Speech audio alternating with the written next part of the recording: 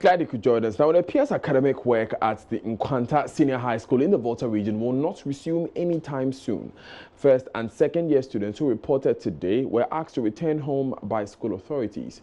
Only third year students are currently in school. Now, last week, the school was shut down after students clashed with school authorities over the use of mobile phones on campus. The students destroyed school properties, including vehicles and other infrastructure.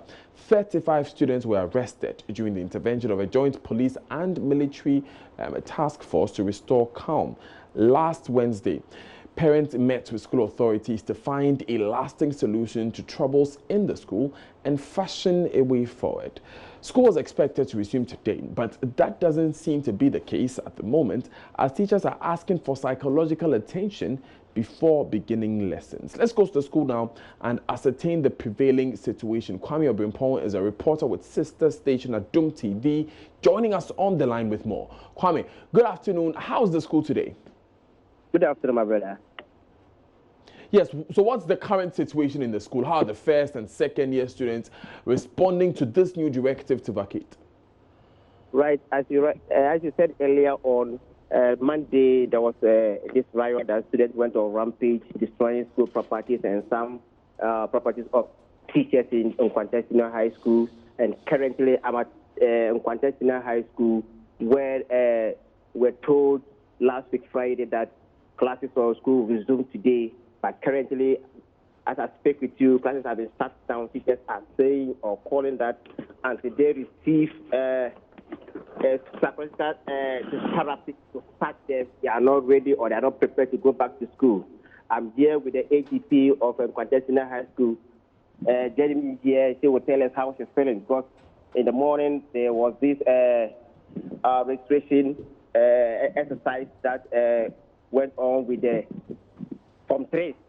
So they were in the school today, and as I earlier indicated, the children who came, or the Form 1 and 2 who came earlier on, were asked to go back home because teachers are saying they are not going back to school or they are not going back to class because temperatures are so high. Now, Kwame,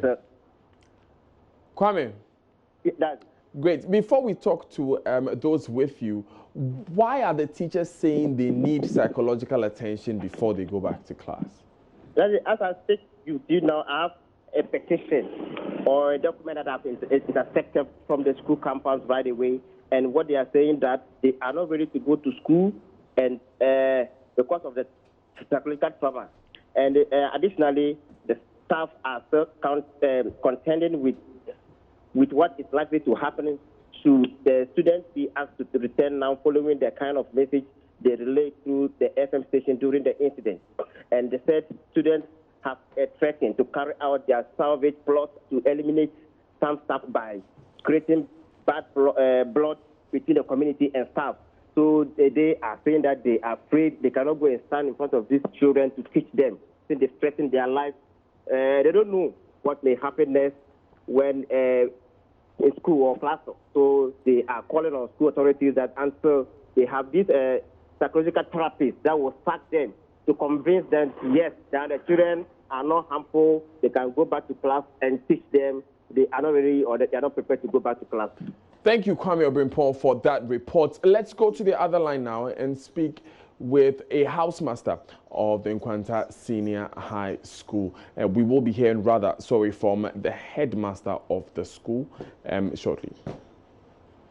They have not come out of those trauma, going as far as raping teachers' wives, raping female teachers on campus. So they have gone through a lot of psychological trauma. So before even they can go and stand in front of the students and teach them, they need a psychotherapist to come and take them through all those things so that they'll be able to reset themselves before they can go back to the classrooms. So the meeting ended in a deadlock. The authorities said they were going to come, but unfortunately, time was not on our side because they were having other assignments to do. They couldn't come. But the students who are coming today know very well that the third year registration will end immediately, and it is through the biometric registration. I have gone to the FM stations to invite them to go through the biometric registration so that they can be registered. We like them, they are our students. But classes to start immediately, I have reported the case to my Director of Secondary Education, to the Director General. Until I hear from them, I cannot say today or tomorrow. Right, so let's go live now to the Assistant Headmaster of the school in charge of academics, Mohammed Idrisu Joseph. Good afternoon, sir. Thank you for your time. Can you update us on the status of the students who were picked up by the police during last week's chaos? Thank you and good afternoon. Yeah, the children who were picked up after the incident are still under police investigation. Though they have been granted a police bail, but the police are still investigating. Great. So they are currently not in police custody? No, police. Okay. Where are they now? Well, you know, when the incident happened that way, we have closed down the school. So since they were granted a police bail, they have all gone to their parents. Just to clarify, have you closed the school entirely, or you've asked first and second year students to go home? Well, on that fateful Monday when it happened, on the Tuesday, we closed the school entirely and asked everybody to go home. Then after that, we met stakeholders. We had a stakeholders meeting, and we resolved that the Form 3, since their registration, especially the biometric registration, ends on the 8th of this month, today they should come and do their biometric registration.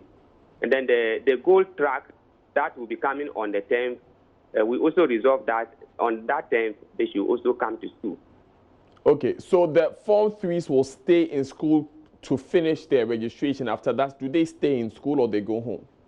Well, as of now, we have not come into a conclusion whether after the biometric registration, whether they should go back or see. But meetings upon meetings, we are still holding meetings upon meetings with the regional director, the municipal director of education, the municipal chief executive, and the other stakeholders to normalize things so that maybe now that there's absolute peace, we are thinking that if nothing happens again, maybe we may ask them to stay. But as at now, I cannot specifically say whether they will be staying or not. Are they being taught now? Are they going for classes? Currently. Yeah. Classes? Yes. Are the students who are currently in school going for classes? No, please. They are not going for classes because they destroyed the marker boards, and we are still working on them. We are almost finished on working on the marker boards. When are you expecting to finish? If they go to class, teaching them will become a problem because they have destroyed the marker boards. Okay. When are we expecting to be able to restore this infrastructure that has been destroyed? For the infrastructure, management is trying as much as possible to restore them as soon as possible, because on the lighting system, we call on the ECG. They are also working. They are working on them. The water system, the plumber is also working on the water system. The classroom situation, the carpenters are also working. It is our prayer that as soon as possible, maybe they will finish, then the school can be in full session. Now, finally, Mr. Idrisu, your teachers are saying that they need psychological assistance before they can stand before these students to teach. As Assistant Headmaster Academics, what are you doing about that?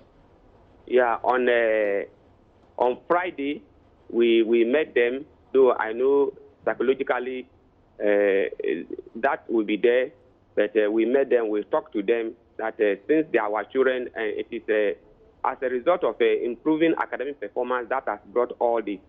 I think they have understood we should bury our differences, open our hearts, accept them as our children, and then give them the best that we have as usual, as we have been giving them. They have listened to me, and half of my teachers, they are ready to work when the school... Sorry, Mr. Idrisu, you say your teachers are ready to work, but our man on campus right now has a petition signed by these teachers saying that they will not work until they get psychological assistance. Are you going to provide this psychological assistance?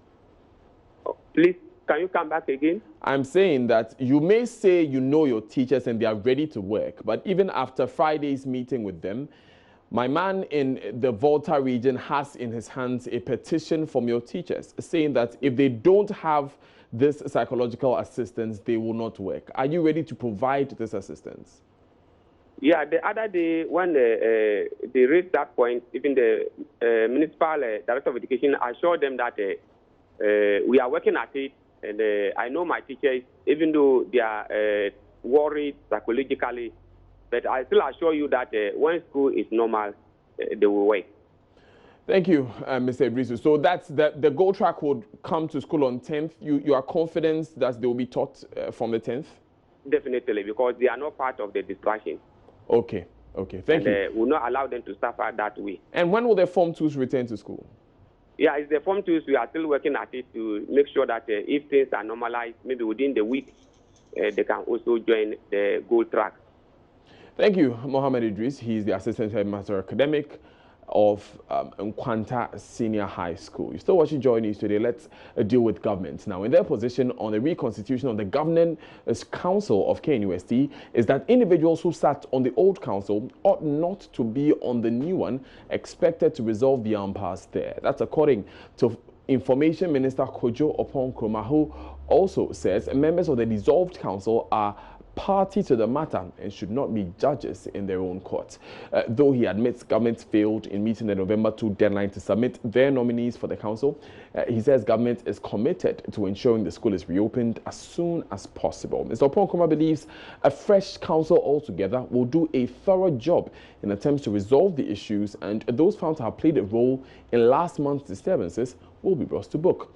He's been addressing the press this morning. Now, I can also confirm to you that government's position on the membership of the new council is that individuals who sat on the old council ought not to be on the new council. The reason is this: the old council is a party to the impasse that took place on the KNUST campus. Just as the actions of students, student leaders, school management, and the council will be subjects of the full investigation when the university is reopened, it is important to ensure that a council that is put in place has the freedom of hand, etc., to superintend that exercise. So the specific persons who constituted that old council cannot therefore preside, in our opinion, over the matters in which their own decisions and conduct will be a subject. It is in this spirit that government and some other groups have already indicated new nominees. Now, it's important to know that in the matter of group seats on the council, the KNUST Act requires representatives from those groups. It does not ask for specific individuals. Government is also not interested in deciding which specific individuals that they nominate. We are not interested in that. The principle of specific persons who will end up becoming judges in their own cause is what government disagrees with. Now, Mr. Oppong-Nkrumah has also been responding to some comments from the former President John Dramani Mahama against the Akufo-Addo-led administration. First of all, it's important to note that the former president is on record as not being supportive of the senior high school, the free senior high school idea. Indeed, he has always attempted to demonize it at every opportunity that he gets. And this is not the first comment that is aimed at undermining the program. And therefore, we are not surprised. But for the avoidance of doubt, we want to state for the records that government has just completed the exercise of fumigating 678 senior high schools across the length and breadth of this country. The fumigation exercise was completed just about a week ago. In the Ashanti region, 120 schools were fumigated. In the Bronga-Afo region, 80 schools. Central region, 70 schools. Eastern region, 97 schools. Greater Accra region, about 50 schools. Northern region, about 52 schools. Upper East region, 34 schools. Upper West region, 21 schools. Volta region, about 100 schools. And the Western region, another 54 schools. In all, about 678 out of the nearly 700 public senior high schools have been fumigated. Let me state that as I speak to you this morning, we don't have records of the last time all senior high schools or all public senior high schools in Ghana were fumigated comprehensively, as has been done in this exercise, even including under or during the Mahama administration.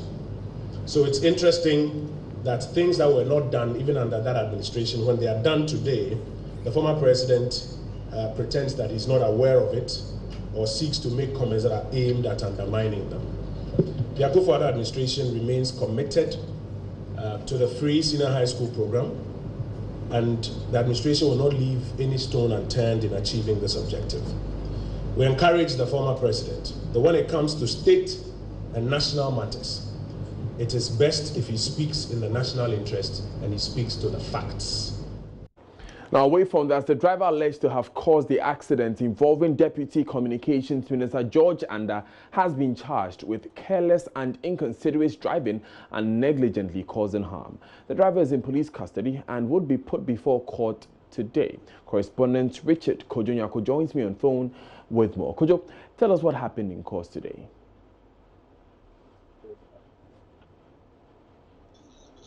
Kojo, if you can tell me, what happened in court today?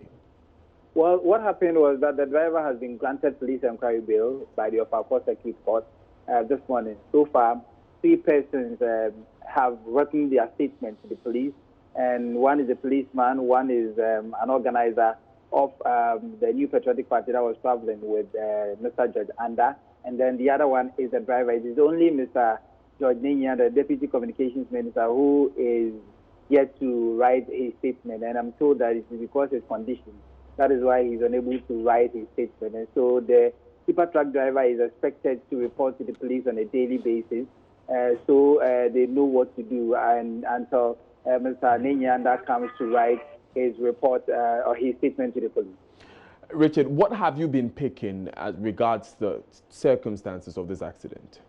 Well, what happened was that this weekend, as it is with most of the members of parliament, they go for social functions, and I'm told that in this particular instance, the Deputy Communications Minister had a lot of funerals to attend, and so the tipper truck driver was negotiating a curve in one of the villages where he was going, and then what happened was that the tipper truck driver, according to eyewitnesses and what we've been told, veered off its lane and then rammed into the Deputy Minister's car.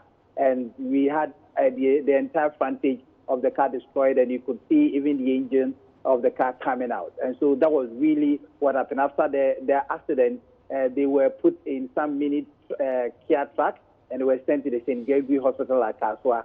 And then finally, the military aircraft was called in to airlift them to the 37 military hospital. Thank you, Richard Kojo for that report. Let's stay with road accidents because 7 persons have been confirmed dead and 10 badly injured in an accident at Gomwa Mpota on the Kaswa-Winneba Highway in the Central Region last Sunday.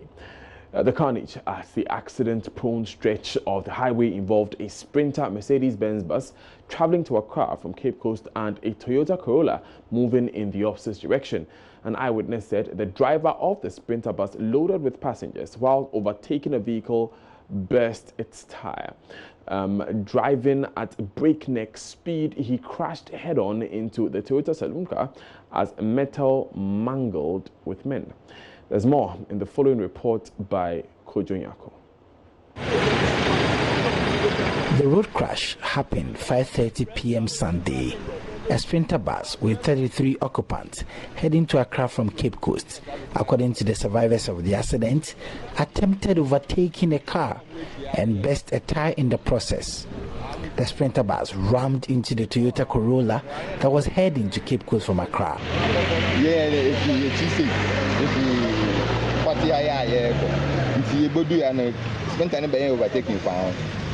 To do I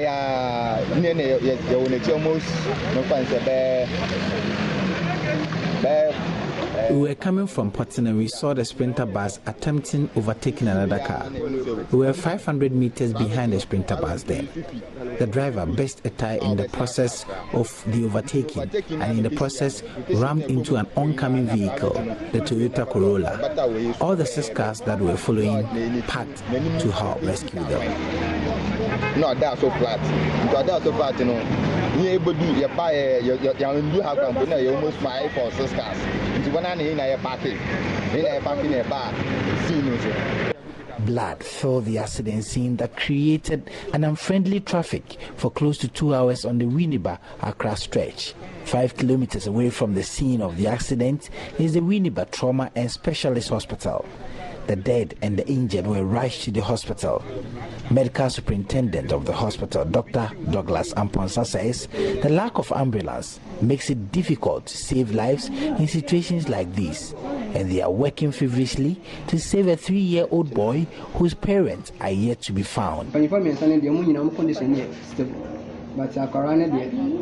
stable. Fractures currently we're unconscious. I here refer to 37 and a half, but no ambulance, no family member around.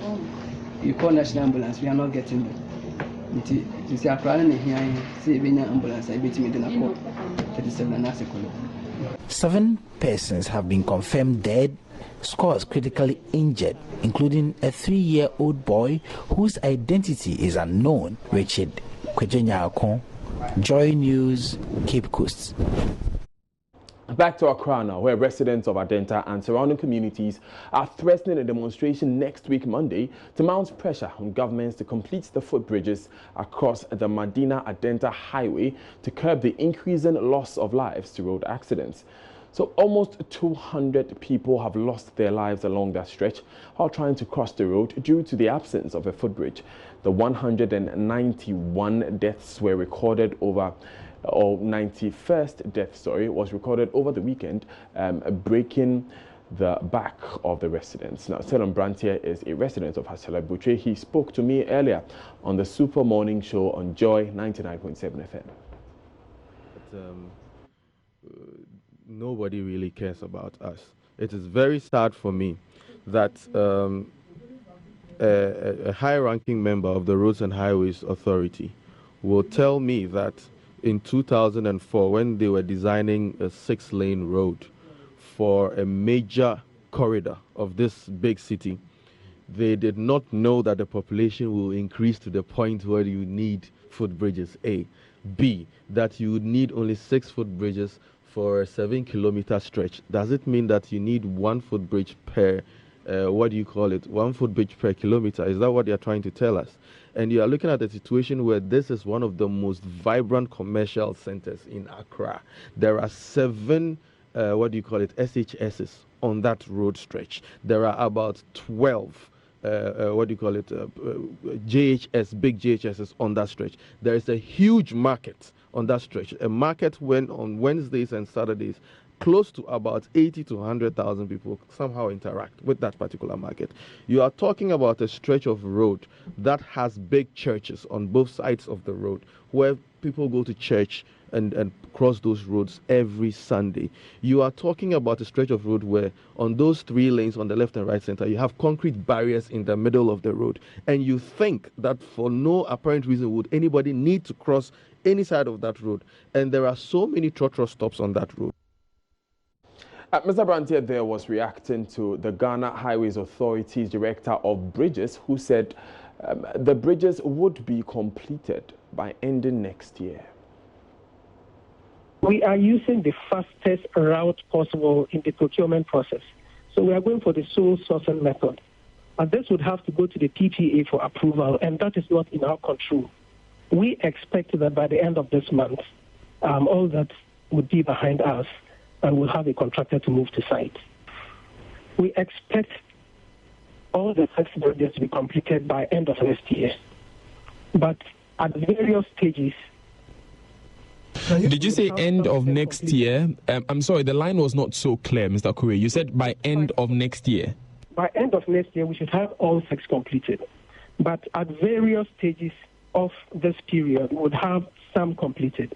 So we are not going to wait till the end of next year to have all 6. We would have them within 6 months. We could have the first one, but we expect that by the end of the year we should have all 6 bridges. It's still watching Joy News today. I am Daniel Dazi. We'll take these important messages. There's more. Stay with us.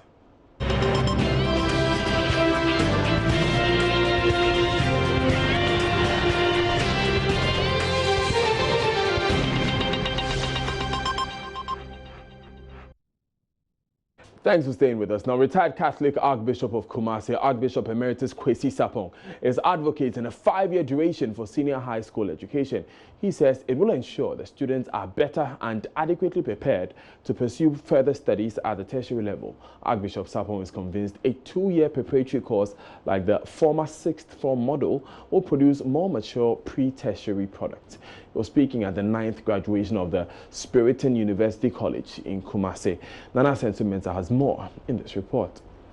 Archbishop Sapong argues the existing education system is responsible for what he says is the country's substandard human resource and economic hardship. He wants authorities pay attention to the issue. Okay.